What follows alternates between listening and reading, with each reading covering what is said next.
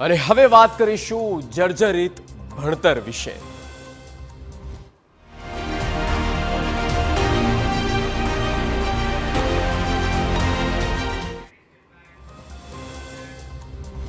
ગુજરાતી સરકારી શિક્ષણ। કેટલાક લોકો પોતાના બાળકોને સરકારી શાળામાં ભણાવવા ઈચ્છે, કારણ આપણે સૌ જાણીએ છીએ શિક્ષણની ગુણવત્તા। સરકાર પ્રયાસ ખૂબ કરે છે, પરંતુ સરકારના પ્રયાસને પાર પાડવાની નિયતની ક્યાંક ખોટ છે તે પણ હકીકત છે। જો કે વાત આપણે આજે શિક્ષણની ગુણવત્તાની નહીં, પરંતુ પાયાની સુવિધાની કરવી છે। સરકારે ગત શૈક્ષણિક વર્ગમાં દાવો કર્યો હતો કે શાળા પ્રવેશોત્સવમાં બાલવાટિકા ધોરણ 1, ધોરણ 8 અને ધોરણ 11માં કુલ 32,33,000 વિદ્યાર્થીઓનું નામાંકન કરાવ્યું। ખૂબ સરસ, પણ આવી ઝુંબેશ જો વર્ગખંડ બનાવવા શરૂ કરવામાં આવે તો બાળકોને શાળામાં મજબૂત છત મળી શકે છે। શિક્ષણ વિભાગ તરફથી આપવામાં આવેલા સત્તાવાર આંકડા જ કહે છે કે રાજ્યની 2547 શાળા જર્જરિત હાલતમાં છે અને 7,599 શાળામાં બાળકો પતરા નીચે બેસીને ભણે છે।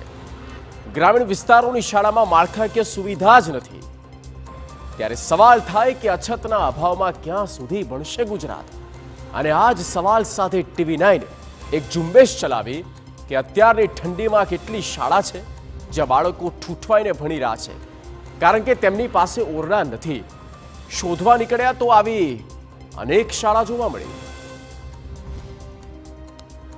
જર્જરિત ભણતર એટલા માટે આવું કહેવું પડે છે કારણ કે જર્જરિત ઓરડાના આશરે રાજ્યની અનેક શાળાના બાળકો ક્યાં તો ભણતર છોડી દે છે, કાં તો બીજા રસ્તે ચડી જાય છે, કારણ કે સુરક્ષિત રીતે ભણી શકાય તેવા ઓરડા છે જ નહીં।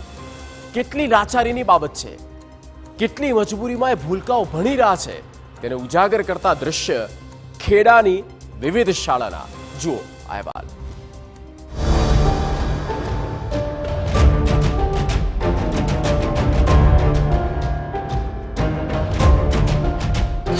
કડકડતી ઠંડીમાં ચારે બાજુ લાચારી, ક્યાં સુધી મજબૂરીમાં ભણશે માસૂમ?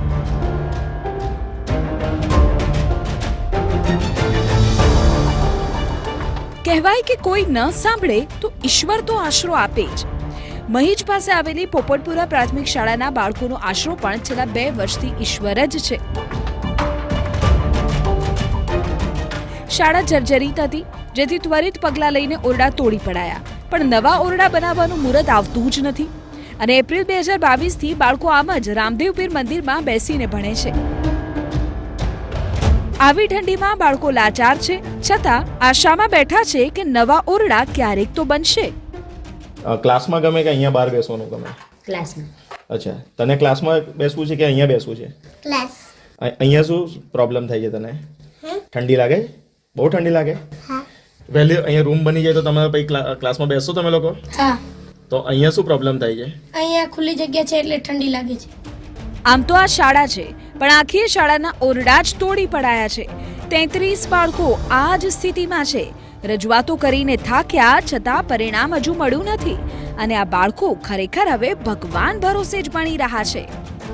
રજૂઆતો તો ઘણી કરી છે, સરકારશ્રી અને અમારા જે ટીઆરપી એન્જિનિયર સાહેબ સાથે પણ અવારનવાર અમારી વાતચીત થાય છે, એટલે સાહેબ પણ એવું પોઝિટિવ જ છે, પણ ટેન્ડરિંગના થોડા વિવાદના વચ્ચે આપણું કામ અટક્યું છે એવું મને જણાવ્યું છે। શિક્ષકો પોઝિટિવ છે, અધિકારીઓ પોઝિટિવ છે, પદાધિકારીઓ પોઝિટિવ છે, છતાં પણ જે વિદ્યાર્થીઓ છે તેમને યોગ્ય સવલતો નથી મળતી। વિદ્યાર્થીઓના વાલીઓ હોય કે શિક્ષકો હોય સરકાર પાસે હવે અપેક્ષા રાખી રહ્યા છે કે વહેલી તકે પોપટપુરા પ્રાથમિક શાળાનું મકાન બની જાય તો તેઓને બહાર બેસીને ભણવાની ફરજ ન પડે। હવે જુઓ સ્થિતિ ઠાસરા તાલુકાની દીપકપુરા પ્રાથમિક શાળાની। અહીં પણ એ જ હાલત છે, પારો ગગડતો રહે તેમ બાળકો ઠરતા રહે। અહીંના 92 બાળકો અભ્યાસ કરે છે। પ્રાથમિક શાળામાં આમ તો 5 ઓરડા છે, પણ તેમાંથી 4 ઓરડા જર્જરિત છે। 2 ઓરડા તો 2013થી જ જર્જરિત છે। તો ગત 2 વર્ષથી કોઈ દુર્ઘટના ન બને એટલે બાળકોને ખુલ્લામાં બેસાડાય છે। આ બાળકોની હાલત એવી છે કે ઓરડામાં બેસે તો જીવનું જોખમ અને બહાર બેસે તો સ્વાસ્થ્યનું જોખમ। 2018થી લોકો રજૂઆત કરે છે, પણ તંત્ર ટેન્ડરિંગ થયું છે, આગામી સમયમાં કામ થશે, બસ એટલું જ કહીને ફરજ પૂર્ણ કરે છે। લગભગ ચોમાસા પહેલાં એક ઝુંબેશ પણ અમે આખા જિલ્લામાં ચલાવેલી કે કોઈ વિદ્યાર્થીઓ બહાર ના બેસે, અને એ વખતે અમે સફળ પણ થયા હતા, પણ પાછળથી કેટલીક સ્કૂલો વધુ જે જર્જરિત જાહેર થઈ છે એમાંથી કેટલીક શાળાઓને કદાચ પ્રશ્નો હશે ને વ્યવસ્થા નહીં થઈ હોય તો બહાર બેસતી છે, પણ એને પણ આપણે સ્થાનિક લેવલે તપાસ કરાવીને બેસવાની વ્યવસ્થા કરાવી દઈએ છીએ. તેમણે 2 શાળાની સ્થિતિ બતાવી, પરંતુ ખેડામાં ખખડધજ શાળાઓની સ્થિતિ ચારે બાજુ છે. ખેડા જિલ્લામાં કુલ 652 ઓરડાઓ જર્જરિત હોવાથી તોડી પડાયા છે, જેમાંથી 484 ઓરડાઓ બનાવવાનું ટેન્ડરિંગ થયું છે. જોકે હજુ 168 ઓરડા અંગે કોઈ પગલાં ભરાયા નથી. હજુ આ બાળકોને કેટલા શિયાળા આમ જ કડકડતી ઠંડીમાં કાઢવાના છે તે સૌથી મોટો સવાલ છે. ધર્મેન્દ્ર કપાસી, TV9 ખેડા.